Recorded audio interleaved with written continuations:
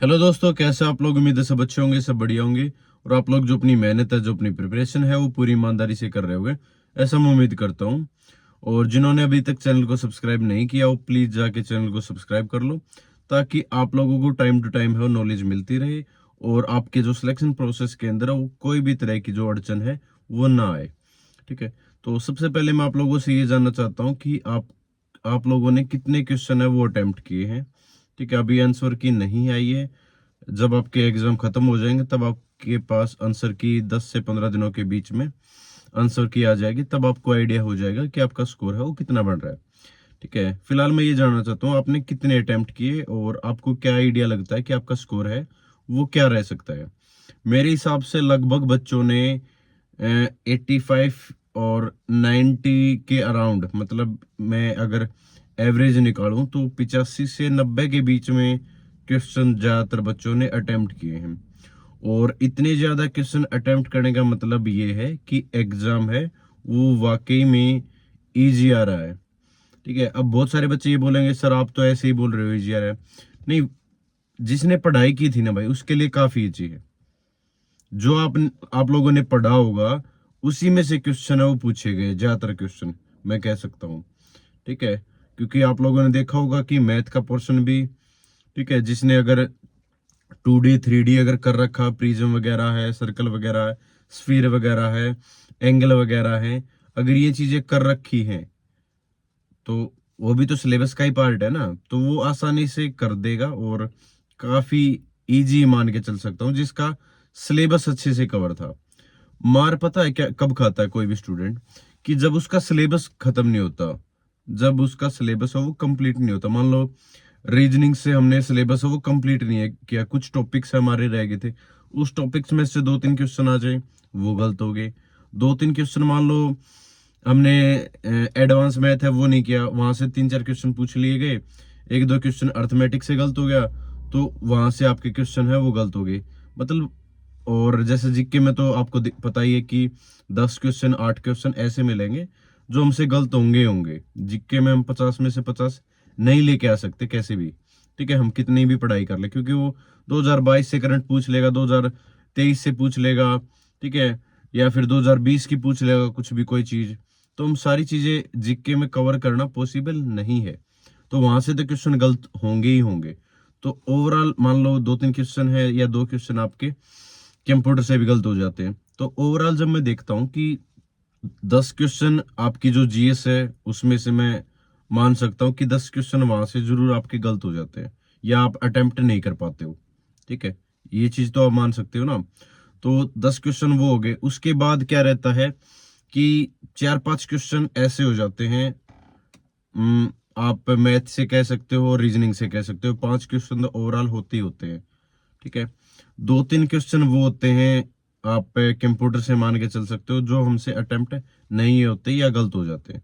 तो ओवरऑल हम जब देखते हैं तो ये मान के चलते हैं कि 85 के अराउंड या 82 के अराउंड अराउंड हम अटेम्प्ट कराते हैं एग्जाम के अंदर। ठीक है, ये 85 या 87 भी मान के चल सकते हैं, जिसने थोड़ा सा एक्स्ट्रा एफर्ट डाल दिया होगा या कुछ क्वेश्चन पे और भी तुक्के लगा दिए होंगे। ठीक है, लेकिन क्या होता है कि जब हम एग्जाम सेंटर के अंदर बैठे हुए होते हैं, हमें लगता है ये क्वेश्चन सही है हमारा, लेकिन ठीक है, वो क्वेश्चन कई बार आंसर की के अंदर मैच नहीं हो पाता, उसका आंसर कुछ और मिला होता है। जैसे स्टेटमेंट बेस्ड क्वेश्चन है, हम काफी श्योर होते हैं कि स्टेटमेंट बेस्ड क्वेश्चन में इसका आंसर ये आएगा, लेकिन उसका कई बार आंसर दूसरा मिल जाता। तो इस तरीके से हमारे, अगर हमने गुड अटेम्प्ट भी किए ना, तो 5-7 क्वेश्चन या 8 से 10 क्वेश्चन हमारे गलत मिलते ही मिलते हैं, ये तय है। तो अगर जिसने 85 क्वेश्चन अटेम्प्ट किए होंगे, उसके मान लो 8 से 10 क्वेश्चन गलत हो जाते हैं, तो जो स्कोर बनता है वो 75 के राउंड बनता है। और फिर उसमें से नेगेटिव मार्किंग के भी कम होंगे, तो 2-4 क्वेश्चन वहां से गलत हो जाते हैं, तो 70 के अराउंड है वो स्कोर बन जाता है। इसलिए मैं आपको बार बार ये चीजें मैं डिफाइन कर रहा था कि आप गुड अटेम्प्ट या अपना जो स्कोर है वो 70 अबो लेके आना है। और 70 अबो तभी लेके आओगे जब आप 90, 85 अबो और 90 से नीचे जब आप गुड अटेम्प्ट करोगे, या अगर आप पे और भी श्योर हो तो 92, 93 तक जा सकते हो। अगर 100% श्योर हो। ठीक है, बाकी मैं ये अटेम्प्ट गुड मानता हूँ। रही बात फर्जीवाड़े की, देखो आप लोगों को ही पता है फर्जीवाड़ा चल रहा है। ठीक है, किस लेवल पर चल रहा है इसका आइडिया लगा पाना काफी मुश्किल है, क्योंकि अगर यही वैकेंसी आपके पास 100 वैकेंसी होती, 200 वैकेंसी होती या 2000 वैकेंसी होती, उसमें इन चीजों का आइडिया लग सकता है। ठीक है, अब इनके पास क्या है, ये होगा कि एग्जाम तो इजी था इसलिए जो कट ऑफ है वो हाई चली गई। ठीक है, इनके पास जवाब है कि एग्जाम इजी पूछा गया था, बच्चों ने अटेम्प्ट किया होगा इसलिए हाई चली गई। वो इसलिए हाई नहीं जाएगी। अगर कट ऑफ हाई जाती है, जो कि फिजिकल के बाद ही पता चलेगा एक्चुअल आइडिया, क्योंकि अभी तो ये तकरीबन ये मान लो कि 12 गुना बच्चों को फिजिकल के अंदर बुलाया जाएगा, तो तकरीबन इतनी सारी संख्या हो जाती है। 7500 तो वैसे ही वैकेंसी है, उसका 12 गुना आप काउंट कर सकते हो कि कितने अप्रोक्स 85,000 90,000 के आसपास बच्चों को बुलाया जाएगा। तो अगर इतना 85,000 90,000 बच्चों को बुलाया जाता है तो कट ऑफ है वो लो जाती है, पहले वाली बिल्कुल लो जाएगी। तकरीबन आप ये मान के चल लेना कि 55-60 के अराउंड है आपकी पहले वाली कट ऑफ है वो जाएगी। 60 के अराउंड आप मान के चल सकते हो कि 60 के अराउंड आपकी पहले वाली कट ऑफ है फिजिकल वाली जाएगी। तो उसमें आपको ये लगेगा नहीं इतना इस लेवल पर या इस हद तक जो फर्जीवाड़ा वो नहीं हुआ। लेकिन जब आपकी फाइनल कट ऑफ जाती है ना, तो उसमें पता चलता है कि हाँ 10 नंबर बढ़ गई, 12 नंबर बढ़ गई या 15 नंबर बढ़ गई हो। किस रीजन से बढ़ती है, वो इसी रीजन से बढ़ती है।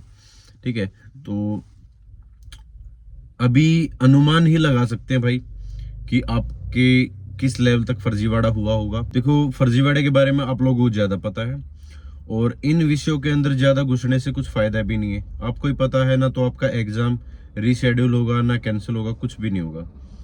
ठीक है, सिर्फ आप क्या कर सकते हो, अगर आपका एग्जाम अच्छा गया तो आप फिजिकल पे काम कर सकते हो, और एग्जाम अच्छा नहीं गया है तो आगे आप और किसी वैकेंसी के लिए प्रिपेयर हो सकते हो।